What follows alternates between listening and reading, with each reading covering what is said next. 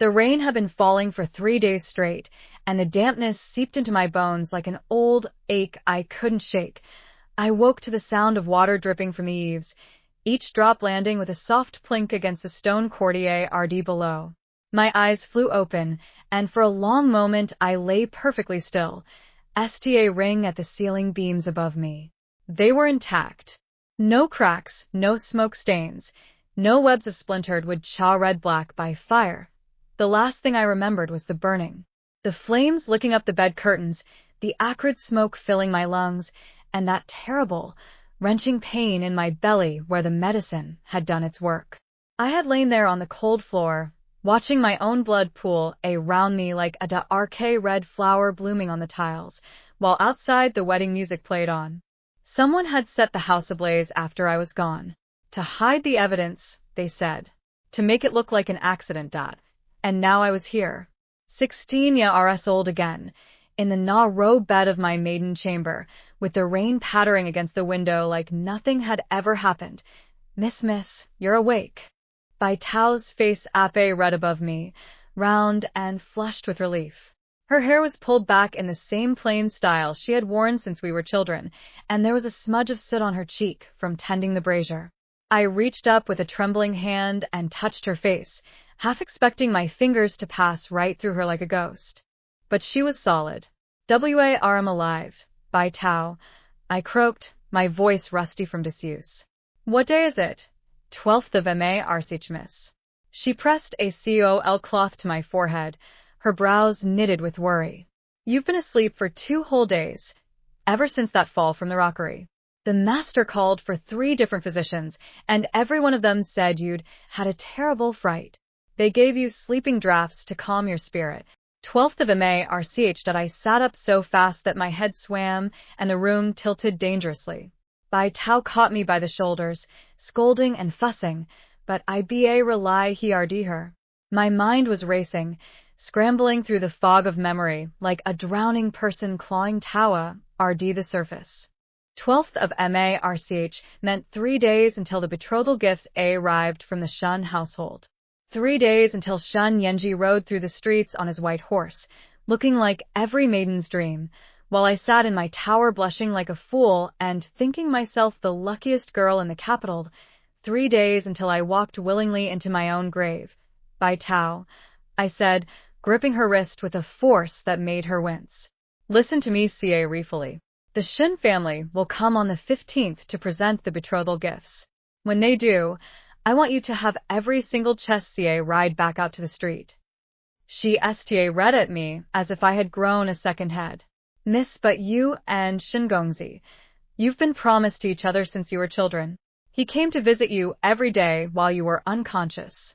He brought ginseng and bird's nest, and he brought them to make sure I was still breathing. I cut in, my voice flat. That's all. He doesn't about me, by Tao. He never did.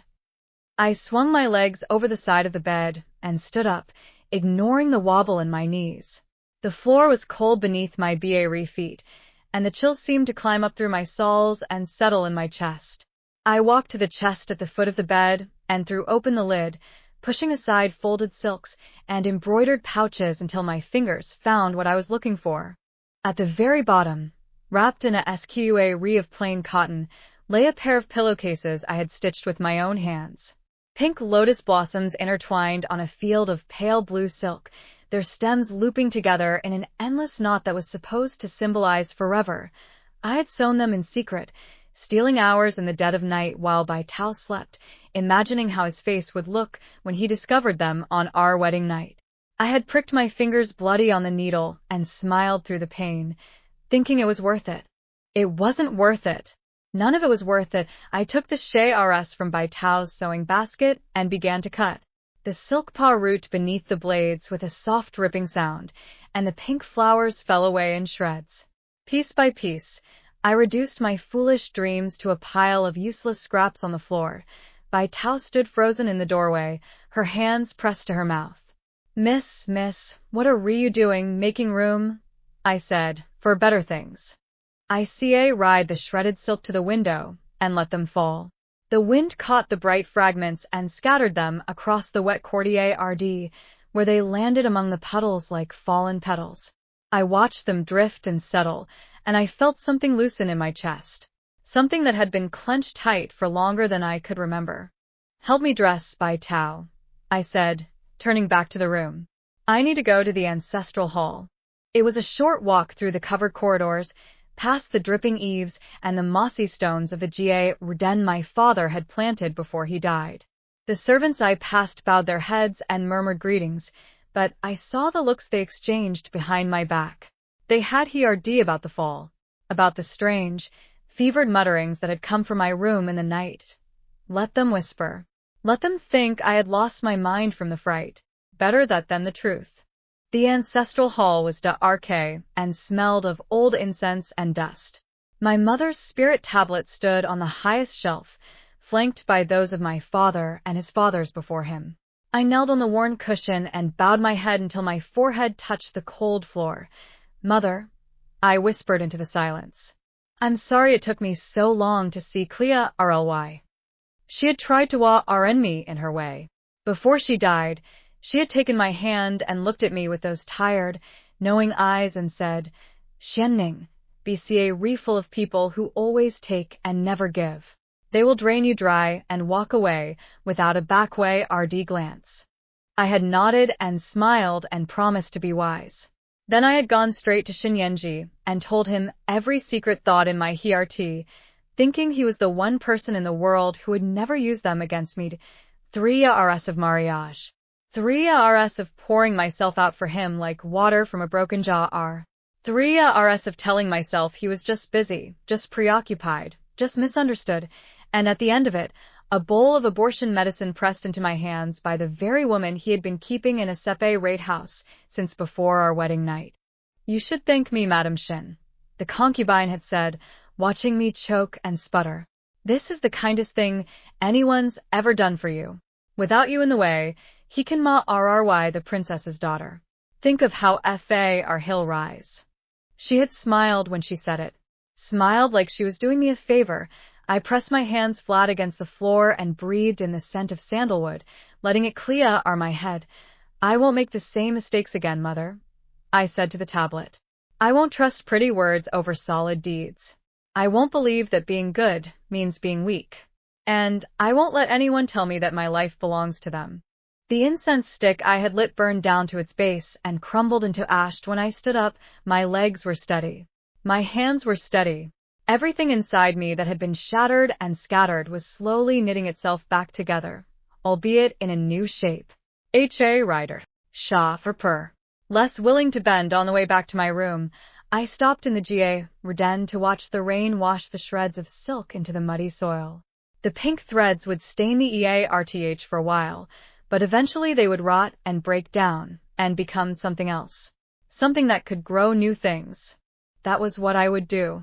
I would take all the ruin that had been done to me and turn it into soil for something better. "Shenyanji," I said to the empty Reborn, my voice low and clear. "You wanted to use me as a stepping stone. But I will not be a stepping stone anymore. I will not be anyone's foundation. I will be the one who walks." The rain began to fall rider, drumming against the bamboo leaves and sending up a fine mist from the stones. I tipped my face up and let it wash over me, cold and bracing.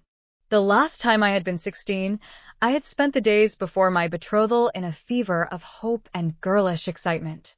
I had tried on my wedding dress 100 times and dreamed of what it would be like to be held by the man I love. This time, I was going to be the one holding the reins. "Shenyanji," I said again, tasting the name like something bitter on my tongue. "You have no idea what's coming for you." I turned and walked back inside, leaving the rain to wash away the last traces of the girl I used to be. By the time I reached my room, Bai Tao had already laid out fresh clothes and heated water for washing.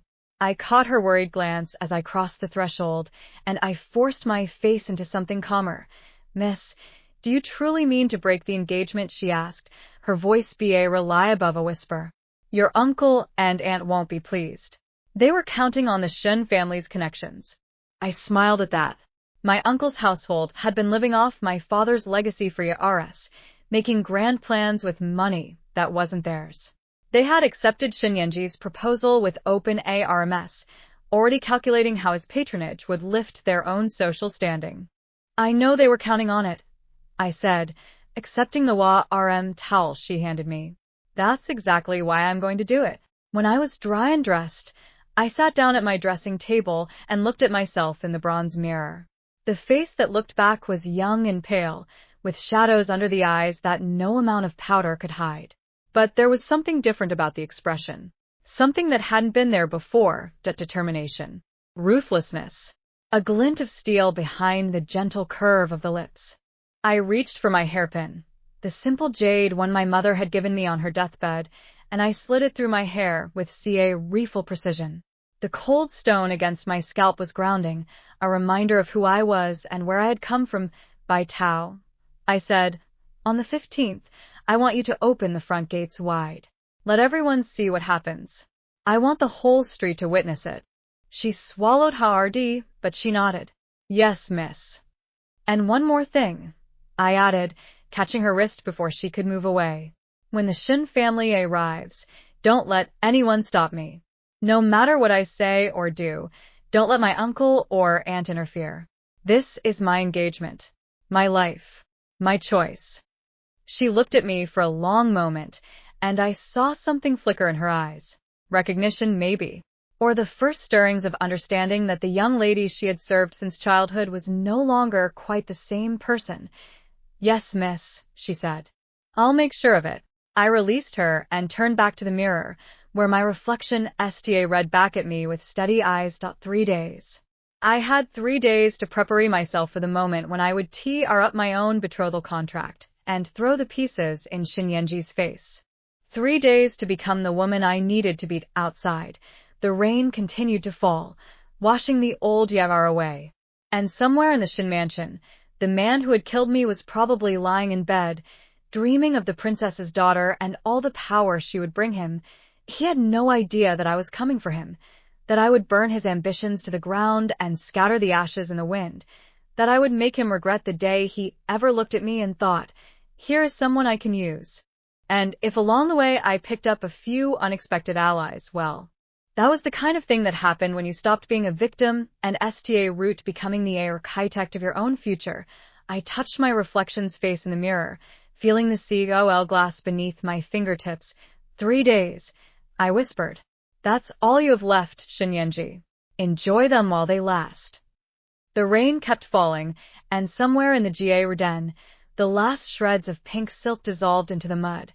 The morning of the 15th dawned clear and bright, as if the heavens themselves had conspired to make the day perfect for a betrothal.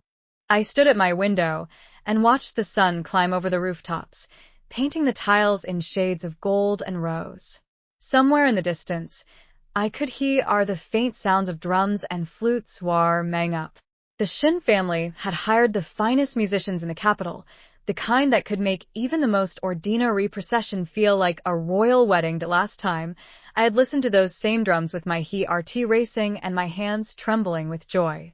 I had pressed my face to the window screen and counted the moments until he arrived, like a child waiting for the New Year's festival. This time, I was counting something else entirely. I had dressed with deliberate that morning, choosing a gown of pale green that brought out the clarity of my skin, and a simple silver hairpin that my mother had worn on her own wedding day. Not too flashy, not too dowdy. Just the right amount of quiet dignity to make my point. Bai Tao had braided my hair with steady hands, though I could feel the nervous tension vibrating through her fingers. Miss, she said as she fastened the last clasp, they're almost here. I saw the procession turn onto our street. 36 chests, just like the messengers said. And Shungongzi is riding at the front. I nodded, not trusting myself to speak. My throat had gone tight with something that felt almost like anticipation, but not the sweet, fluttering kind I had felt before. This was something harder and colder. A blade being sharpened before battle. I stood up and smoothed my skirts, checking my reflection one final time. The girl in the mirror looked composed. Calm. Ready. Good. I walked through the house with measured steps, my spine straight and my chin lifted. The servants I passed fell silent and stepped aside, their eyes wide with curiosity. They had heard the rumors, of course. The whole household had been buzzing with whispers ever since I emerged from my sick room with a new light in my eyes. My aunt caught me in the main hall just as the first strains of music drifted through the gates. Xianning. She swept Tawa Ardimi in a rustle of silk, her face pinched with anxiety. Where are you going? You should be in your room, waiting for them to send the gifts in. It's not proper for the bride to receive the procession herself. I'm not going to receive them, I said, sidestepping her grasping hands. I'm going to send them away.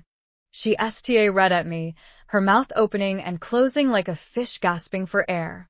Send them away.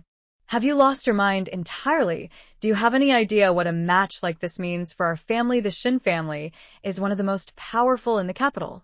Your uncle has been counting on this union for... My uncle has been counting on a lot of things, I said, meeting her eyes without flinching.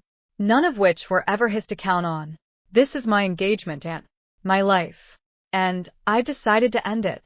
Before she could sputter out another protest, I walked past her and through the main gates into the bright morning light.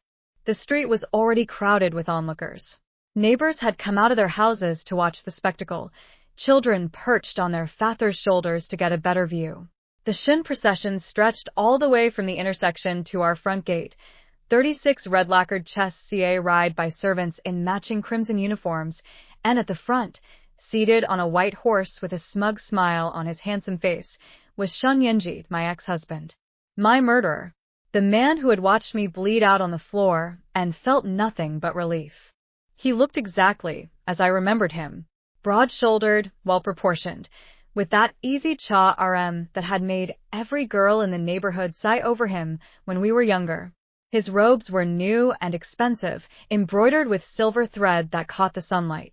He looked like a prince from a storybook, but I knew what was underneath that perfect surface. I knew the cold calculation behind those rm eyes, the ruthless ambition hidden beneath his easy smile. He dismounted when he saw me standing at the gate, and his expression shifted into something pleasantly surprised. Xianning. He strode Tawa Ardimi with open arms, as if we were old friends meeting after a long sepe ration. I heard you had a fall. I was so worried. I came to see you every day. Every day, I repeated, arching an eyebrow. That's odd. I was awake for several hours yesterday afternoon, and I didn't see you. I don't recall any visitors at all, actually. His smile flickered, just for an instant. Well, the physician said you needed rest. I didn't want to disturb your recovery. Of course, I said sweetly. How thoughtful. Behind me, I heard my aunt's frantic whisperings to my uncle, who had read in the doorway with a face like thunder. I ignored them both and focused all my attention on the man in front of me. Shin Yenji was looking at me with a faint crease between his brows. He was used to me being rm and eager, practically tripping over myself to please him. This composed version of me was obviously throwing him off balance. You look well, he said, and there was a hint of uncertainty in his voice now. The physician said you'd been delirious. They read, you might have damaged your mind in the fall. Damaged my mind, I laughed, a light, airy sound that didn't match the coldness in my chest. No, Shungongzi. I think I've finally read it. He didn't like that. I could see it in the way his jaw tightened almost imperceptibly. Xianning, he said, stepping closer and lowering his voice so only I could hear. You're making a scene in front of half the neighborhood. Whatever mood has come over you, we can discuss it privately. Let me send the gifts in first, then we can talk. Send them in. I looked past him at the row of chests, each one tied with bright red silk bows. Oh, I don't think that's going to happen, Shungongzi. I think you're going to take them all back. He blinked. What? I reached into my sleeve and withdrew the betrothal contract, the one our families had signed when we were really old enough to hold a brush. The paper was still crisp and new, with our names written side by side in flowing calligraphy. Xianning, what are you doing? He reached for the contract, but I stepped back, holding it out of reach. I'm doing what I should have done years ago, I said. And then, with all the strength I could muster, I tore the paper straight down the middle. The sound was loud in the sudden silence. All the music had stopped. All the chatter had died. Everyone on the street was staring at me with open shock, including Shinyenji.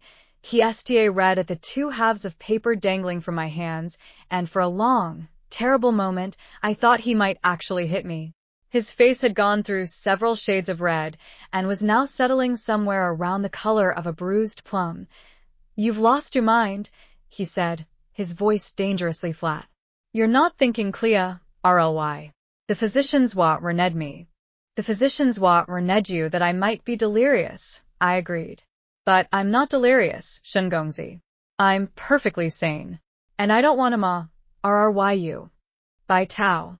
I called over my shoulder. "The chests, please."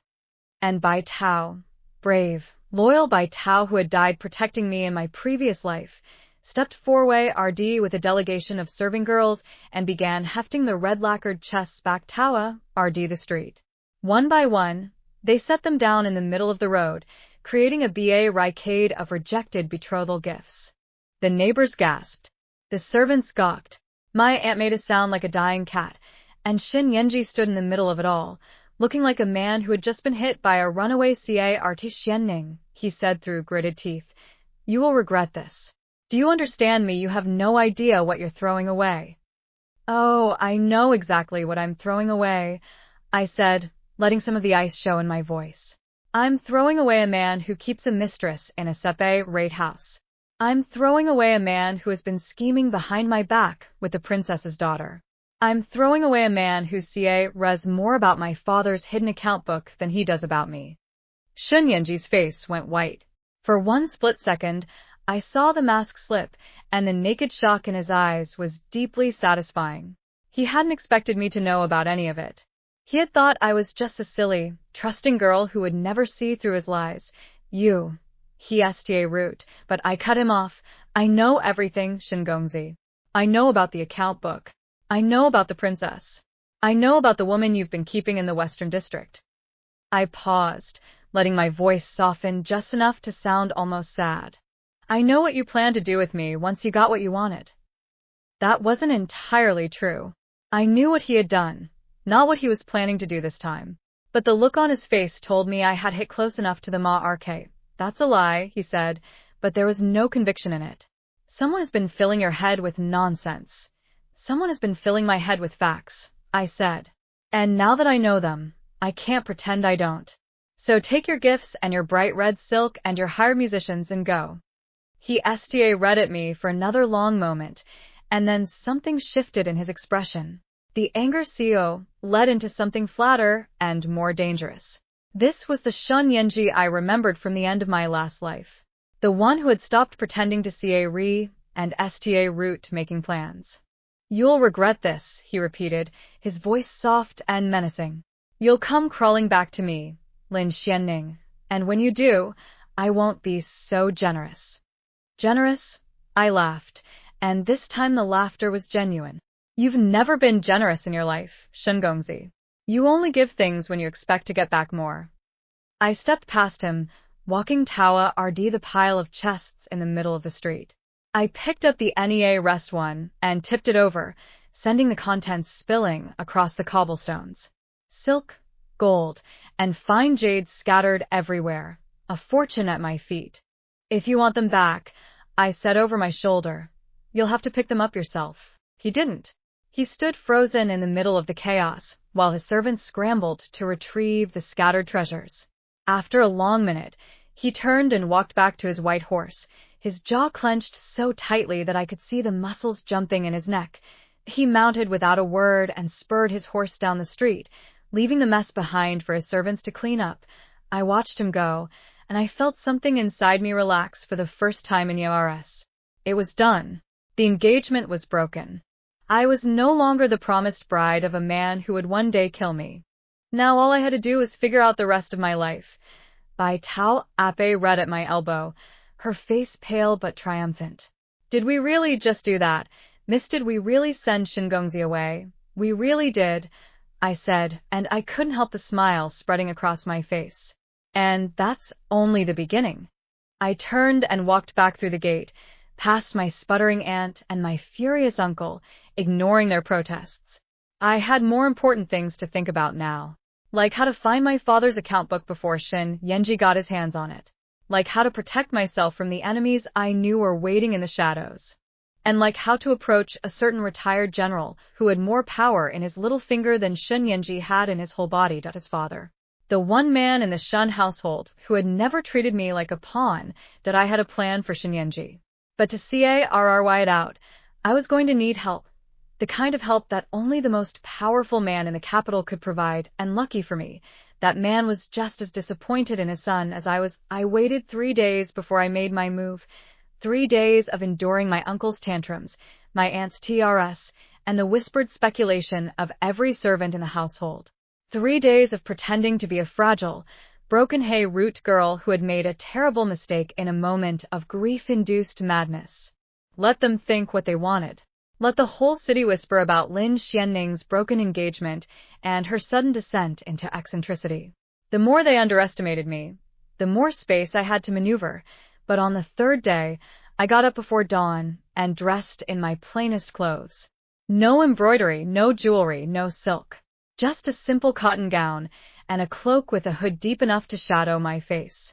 Bai Tao helped me slip out through the servants' gate while the rest of the household was still asleep, and I walked through the empty streets Tawa, RD, the road that led out of the city. The morning air was cool and damp, rhying the scent of wet EARTH and EARLY blooming plum flowers. I kept my head down and my pace steady, ignoring the few EARLY risers who glanced at me with passing curiosity. They saw a servant girl on an errand. Nothing more. By the time the sun rose, I had reached the outskirts of the capital, where the grand mansions gave way to open fields and the occasional tea house. I found a small pavilion by the side of the main road and settled into wait, my heart beating steadily in my chest. I had done my research in the days following the failed betrothal. Shin Yenji's father, the old Marquis of Jinbei, left the city every other morning for a ride through the countryside. He was a Melita man, set in his ways, and he had been making this same ride for 20 years without variation. He would pass this very spot sometime within the next hour. I had a small bag of coins in my sleeve, ready to hire a horse if I needed to follow him, but I was counting on him stopping when he saw a young woman alone by the roadside. The old Marquis had a reputation for being gruff but honorable. He wouldn't ignore a maiden in potential distress. And I knew how to look like a maiden in distress that I had been practicing for days. The exact angle of the head, the slight tremble in the hands, the way to make your eyes look simultaneously vulnerable and brave. I had learned from the best teacher in the world.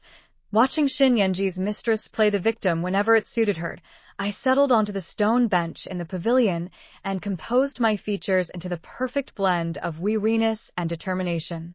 Then I waited till the hoofbeats came just after the 2nd hour of the morning. I heard them before I saw them, a steady drumming rhythm that grew louder with each passing moment. I lifted my head and watched a small company of riders emerge from the morning mist, 6 men on tall horses with the weathered look of old soldiers. And at their head, astride a massive black stallion, rode Shin Chongshan. That I had seen him before, of course. At banquets, at temple fairs, at the occasional public ceremony where the old Marquis was required to show his face. But seeing him up close was something else entirely. He was a big man, broad-shouldered and thick-limbed, with a craggy face that had been raved by wind and weather into something almost forbidding. His hair was streaked with silver at the temples, and a long scar ran from his left eyebrow down to his cheekbone, a souvenir from some long-ago battle. He sat his horse like he had been born in the saddle, all relaxed power and easy authority. I had always thought he looked intimidating. Now I thought he looked like salvation. The riders slowed as they approached the pavilion, and I saw Shin Chongshan's eyes sweep over me with quick assessment. He took in my plain clothes, my lonely posture, the empty road that stretched in both directions. His brow furrowed slightly, and he raised a hand to signal his men to halt. I took a deep breath and stepped out of the pavilion, positioning myself directly in the path of his horse. I had timed it perfectly, so that the animal shied just slightly, and I could stumble back way RD with a convincing cry of Allah, Aram. The old Marquis was off his horse in an instant, his expression shifting from curiosity to concern. Young lady, a Ryu hurt that was a NEAR thing. I didn't let him finish. I dropped to my knees in the dust and pressed my forehead to the ground in the deepest bow I knew how to make. Forgive me, my lord, I said, pitching my voice to CA, just the right note of desperation. Forgive my rudeness, but I have no other way. Please, I beg you, just a moment of your time. He went still. I could see his boots in front of me, heavy and scuffed, planted in the dirt with the solid stance of a man who had spent his life standing firm. Rise, he said. I won't speak to a woman on her knees. I rose slowly, keeping my head bowed and my hands clasped in front of me. When I finally lifted my face to meet his eyes, I let him see everything I had prepared.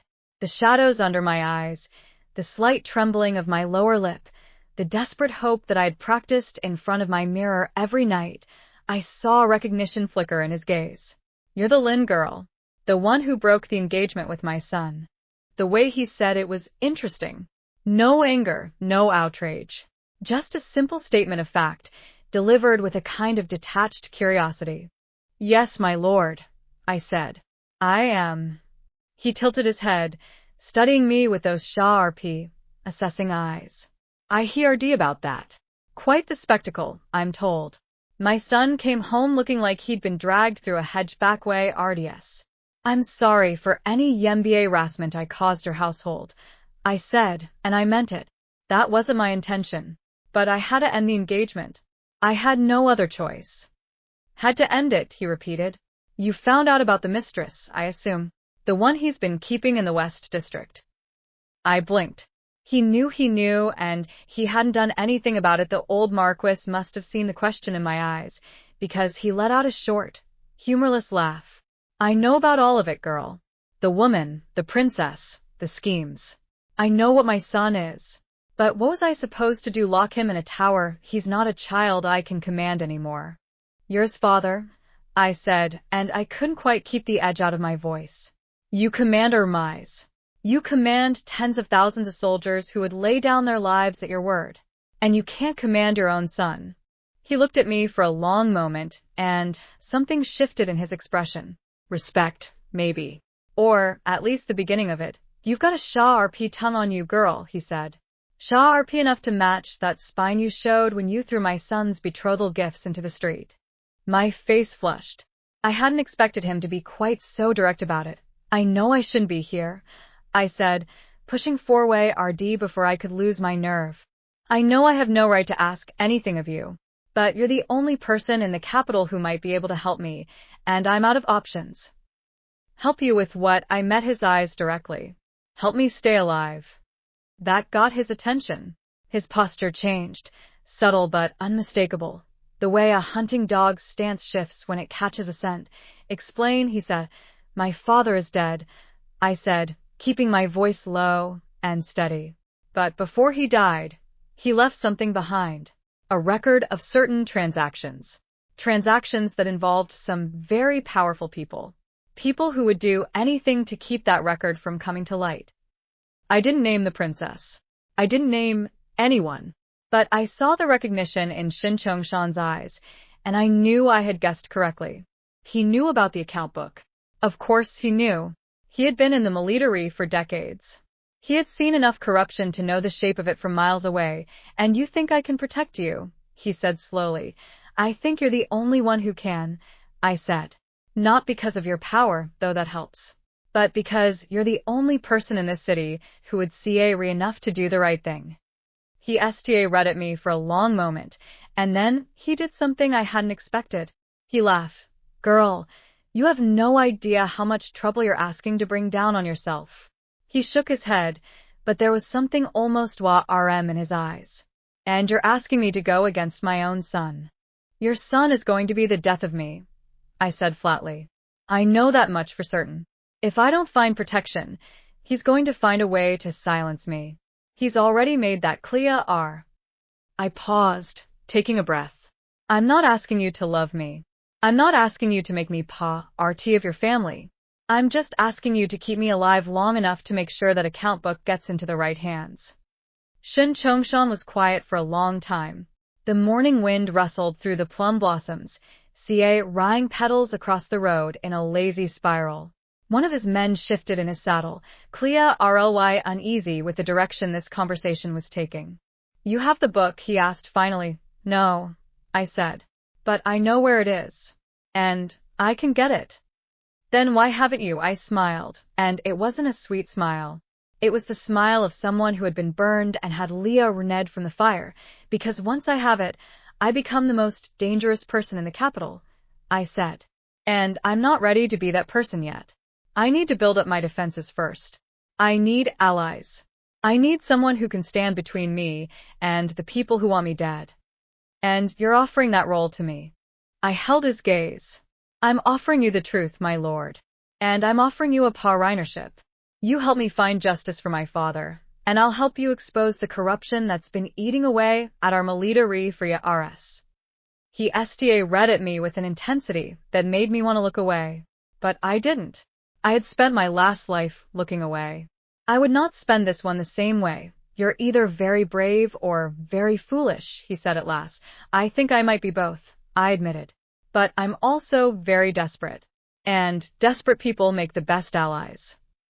He laughed again, and this time the laughter was war-mer. You know, my son is a fool. He got that from his mother's side. But somewhere along the line, that fool of mine managed to get himself betrothed to one of the most interesting women I've met in Heirs, and he threw it all away.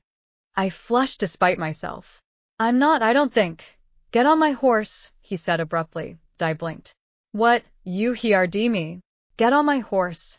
We're going to have a conversation in a more private setting, and I don't want the whole countryside listening in. Before I could object, he reached down and lifted me onto his stallion's back as if I weighed nothing at all. I found myself seated in the saddle, with the old Marquis climbing up behind me and wrapping an arm round my waist to steady me. Hold on, he said against my ear. My horse doesn't like strangers. I had rely process the position I was in when the stallion lunged four-way RD, and I instinctively grabbed hold of the arm round my waist to keep from falling. Shin Chongshan laughed, a rumbling sound that vibrated through his chest and into my back. Not bad, he said. Most girls scream on their first ride. I'm not most girls, I said, and I could hear the breathlessness in my own voice. No, he agreed, and there was something in his tone that made my pulse jump. No, I don't think you are. He didn't take me to his mansion. Instead, he rode to a small hunting lodge on the outskirts of the city, a modest wooden building surrounded by old oak trees and overgrown redens. His men scattered to secure the perimeter while he lifted me down from the horse with the same casual strength he had shown when he put me up there. You're not worried about your reputation? I asked, brushing dust from my skirts. A young UNMA ride woman alone with a widower in a secluded lodge. People will talk. Let them talk. He pushed open the door and gestured for me to enter. I've been the subject of gossip since I was 16 years old. A few more rumors won't change anything. The inside of the lodge was simple but comfortable. A large fireplace dominated the main room, flanked by worn leather chairs and a table covered in maps and Melita Re dispatches. The place smelled of wood smoke and old paper, with an undertone of something sharper. Ink, maybe, or the faint metallic tang of sword oil. Shin Chongshan gestured for me to sit, then poured 2 cups of tea from a pot that had been left warming by the fire. He handed me one and settled into the chair across from me, studying me with those sharp, assessing eyes. Now, he said, tell me everything. Don't leave anything out. And I did. I told him about my father's death, about the rumors that had followed it, about the strange visitors who had come to our house in the months after RD asking pointed questions about old records and hidden documents. I told him about Shinyenji's courtship, how it had seemed so perfect at first, how I had convinced myself that I was lucky to have found such a devoted match. Then I told him the truth. The mistress in the Western District. The princess's daughter who had been making eyes at Shinyenji for months. The way he had route asking me questions about my father's work, subtle at first, then more insistent. And the account book, I said. He wanted to find it. He thought I might know where it was. I met his eyes. Yes. I know exactly where it is. He leaned four-way RD, his elbows on his knees. Where? In the ancestral hall, I said. Hidden behind the spirit tablet of my great-grandfather. My father put it there before he died, and no one has touched it since. Shin Chongshan sat back, a grim smile crossing his face. Clever. No one would think to look in a place of honor like that. No one except me, I said. Because my father trusted me. He told me about it once, when I was very young. He said if anything ever happened to him, I was to give that book to someone I trusted absolutely. And you trust me? I hesitated. This was the moment where everything could go wrong. If I had misjudged him, if he was in league with the same people who had killed my father, then I was walking into a trap of my own making. But the old Marquis's eyes were steady and clear, and the set of his jaw said he was a man who had made his peace with hard decisions a long time ago. Yes, I said. I trust you. Because you're the only person in this city who has ever looked at me like I was a person instead of a pawn. Something flickered in his gaze. Respect, maybe. Or recognition of a kindred spirit. Then we have a BA regain, he said. I'll protect you. I'll make sure my son and his allies can't touch you. In return, you give me that account book, so I can use it to clean up the rot that's been spreading through our military for Heirs. I nodded. Agreed. We sat in silence for a moment, the fire crackling between us. Then Shun Chongshan said, There's one more thing. I tensed. What? Word travels fast in this city, he said. By now, everyone knows you broke the engagement. But the story they're telling isn't the whole truth. My son's been spreading rumors that you're unstable, that the fall damaged your mind, and you're not responsible for your actions. My hands tightened around the teacup. Of course he has. He's trying to discredit you, Shin Chongshan continued, so that when he comes after you, no one will believe anything you say. He's done this before with other people who got in his way. I know, I said quietly. I've seen it happen. The old Marquis studied me.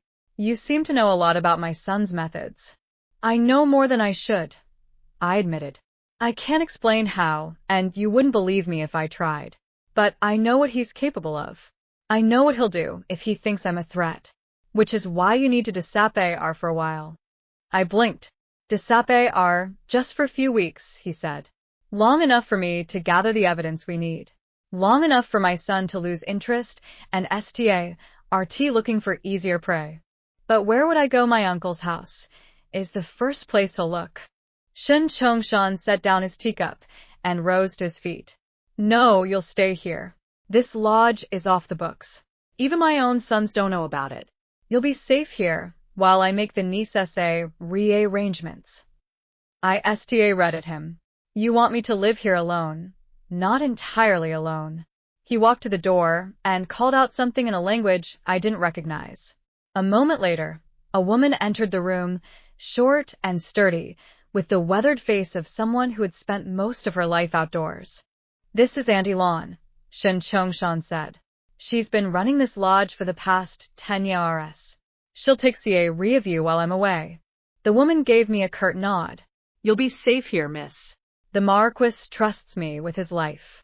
I looked from her to Shin Chongshan, and something spread through my chest. He had planned this. He had brought me here with the intention of protecting me, even before I had told him the full story. Do you plan this? I said. You knew you were going to offer me sanctuary before we even had this conversation. The moment you stepped in front of my horse, he admitted, I saw something in your eyes. A fire that said you weren't going to back down. That kind of fire deserves to be protected, not extinguished. I didn't know what to say to that. No one had ever spoken to me like that before. No one had ever looked at my stubbornness and called it something worth preserving. How long? I asked finally. How long do I need to stay here? A few weeks, maybe a month. He walked toward the door. I'll send word when it's safe for you to return. In the meantime, stay inside. Don't go into the village. Don't talk to anyone you don't know. And if someone finds me, his hand paused on the door frame. No one will find you. I've made sure of it. He left before I could ask any more questions, his men forming up around him as he rode back toward the city. I stood in the doorway and watched them go. the dust from their horses' hooves settling slowly in the afternoon light. Auntie Lain Ape read at my elbow.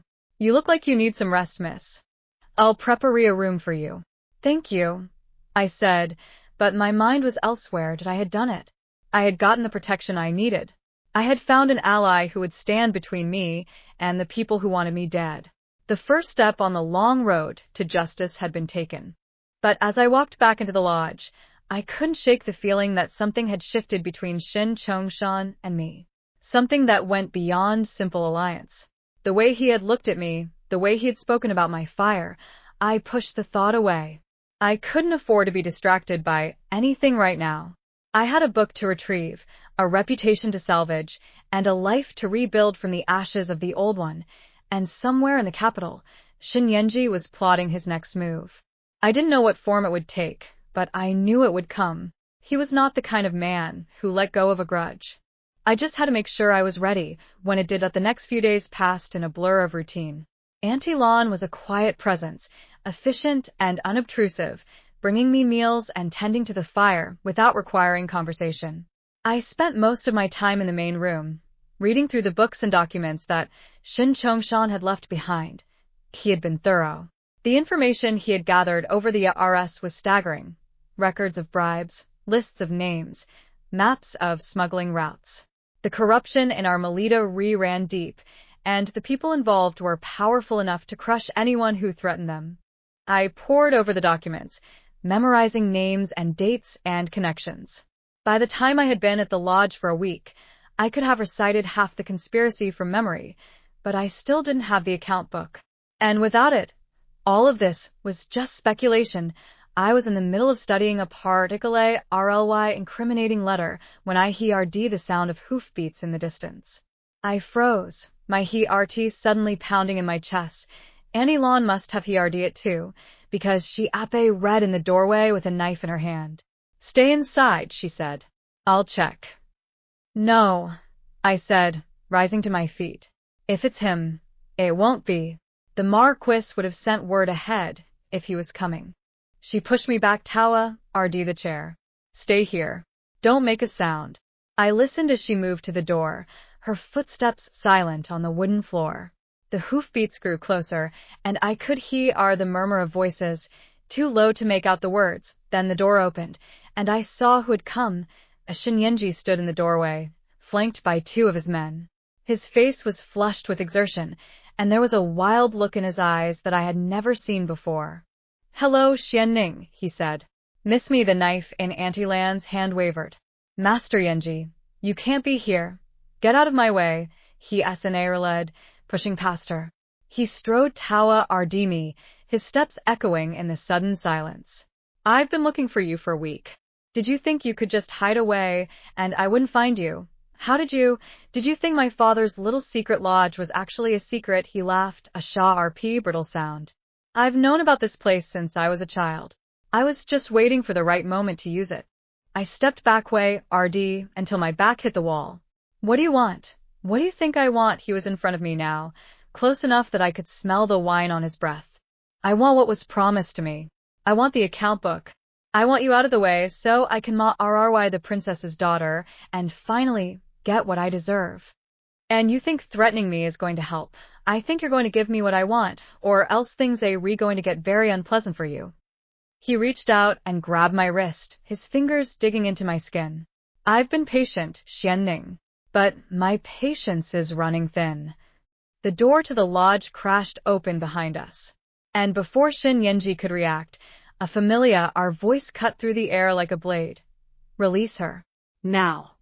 Shin Chongshan stood in the doorway, sword drawn, his face a mask of cold fury. Behind him, I could see a dozen medmen spreading out to surround the lodge. Father, Shin Yanji said, and his voice cracked slightly. This isn't.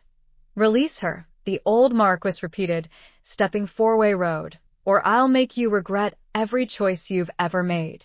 Shin Yanji's grip on my wrist slackened, and I pulled away, stumbling Tawa RD the fireplace. The old Marquis crossed the room in 3 long strides and put himself between me and his son. You will leave this place, he said, his voice low and dangerous. You will go back to the capital, and you will never come here again. And if you so much as look at this woman for the rest of your life, I will disown you. Do you understand me? Shinyenji Sta read at him, his face pale with rage. You would choose her over your own son?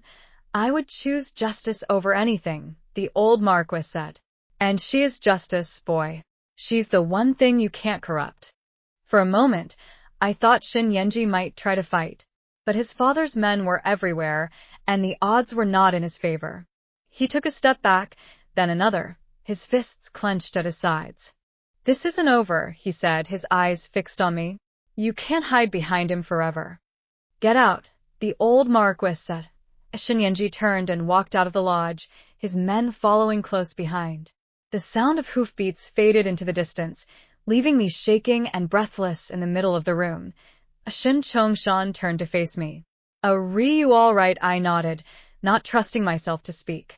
He took a step closer and reached out, his hand hovering near my face, as if he wanted to touch me. I'm sorry, he said. I should have anticipated this. He's more clever than I gave him credit for. He's desperate, I said, finding my voice. Desperate people do desperate things. Yes, the old Marquis agreed. Which is why we can't waste any more time. I need you to retrieve that account book. Tomorrow at first light. I'll take you to your family's ancestral hall myself. I looked into his eyes, and I saw something there that hadn't been there before. It wasn't just respect or alliance or the kind of practical consideration that came with a BA regain, that it was something more. Something I couldn't quite name. But I didn't have time to think about that right now. I had a book to retrieve, a life to save, and a future to build, and for the first time in a long time, I thought I might actually be able to do it. The ancestral hall of the Lin family stood at the edge of the city, nestled among the old trees of the burial grounds where my ancestors had been laid to rest for generations. The morning mist clung to the stone walls, and the damp air smelled of moss and wettier RTH and the sweet sad fragrance of incense that had been burning for longer than I had been alive. Shin Chongshan had brought me here before dawn, slipping through the quiet streets with the same reeful stealth he had shown when he first took me to the hunting lodge. His men had fanned out around the perimeter, watching for any sign of pursuit, while we walked the last stretch of the path alone. You're sure it's here? He asked, his voice low. Positive, I said. My father told me once, when I was very young. He said that if I ever needed to find something precious, I should look behind the place where our family's memory lived. The heavy wooden doors of the hall groaned as I pushed them open. Inside, the air was still and cold, thick with the accumulated dust of decades. Spirit tablets lined the walls in neat rows, each one bearing the name of a Lin ancestor who had come before me. I walked past them all, past my grandfather and my great-grandfather, and the generations before them, until I reached the highest shelf where my father's tablet sat. Next to it, in the place of honor, was the tablet of my great-grandfather Lin Yizhong, the man who had founded our family's fortune and built the house I had grown up in. I reached up and ruefully lifted the tablet from its base. Behind it, tucked into a narrow crevice in the wood, was a bundle wrapped in oilcloth. My hands trembled as I pulled it free. Is that it? Shin Chongshan asked, moving closer. I think so. I unwrapped the cloth ruefully, revealing a worn leather-bound book with pages that were yellowed and fragile with age. The ink on the cover had faded almost to illegibility, but I could still make out the shape of my father's handwriting. It's his. I opened the book, and my breath caught in my throat. Pages and pages of records, meticulously kept, detailing every bribe, every fraudulent transaction, every hidden payment that had been funneled through the Melita supply chain for the past decade. Names I recognized from my father's stories. Names that belonged to the highest families in the capital. And at the very center of it all, the princess's seal, stamped on a document that outlined a particularly lucrative scheme involving the diversion of grain shipments from the northern provinces. This is everything, I said, my voice a whisper. This is the proof we needed. Shin Chongshan took the book from my hands and flipped through the pages, his expression growing grimmer with each page he turned. When he reached the document with the princess's seal, he let out a long, slow breath, She's been stealing from the Heirs, he said, taking food and supplies meant for our soldiers and selling them to our enemies. She's been lining her pockets while my men serve at the border. Now you can stop her, I said. Now you can make it right. He looked up at me, and there was something fierce in his eyes. Yes. With this, I can take down everyone involved. The princess, her allies, the officials who've been covering for her. This book is the key to dismantling the whole network. And your son, Shin Chongshan's jaw tightened. If he's implicated, he is, I said. I've seen the records. He's been acting as a messenger between the princess and her contacts. He's been helping her launder the proceeds through merchant contacts in the south. The old Marquis was silent for a long moment. Then he nodded, a grim acceptance in his face. Then he'll face justice too, he said. I won't protect him from the consequences of his own actions. I read at him, and something in my chest loosened. I had been afraid that when it came down to it, he would choose his son over me. That blood would prove thicker than justice. But he had just told me, as clearly as if he had sworn an oath, that he would not. Thank you, I said, for believing me, for helping me, for all of it. He reached out and took my hand, his fingers warm and strong around mine. You're the one who had the courage to come forward, he said. You're the one who trusted me with the truth. I'm just doing what any decent man would do. Not every decent man would go against his own son, I said quietly. He didn't answer. But his hand tightened on mine, and for a moment, we just stood there in the dim light of the ancestral hall, the weight of everything we had found pressing down on us. Then a voice cut through the silence from the doorway. Well, I was wondering how long it would take you two to show your faces. Shun Yenji stood framed in the entrance, flanked by a dozen armed men in the colors of the princess's household guarod. His face was twisted with contempt, and he held a sword that gleamed dangerously in the morning light. I knew if I followed my father long enough, he'd lead me straight to it, he said, gesturing the book in Shin Chongshan's hand. Hand it over, father. There's no need for anyone to get hurt.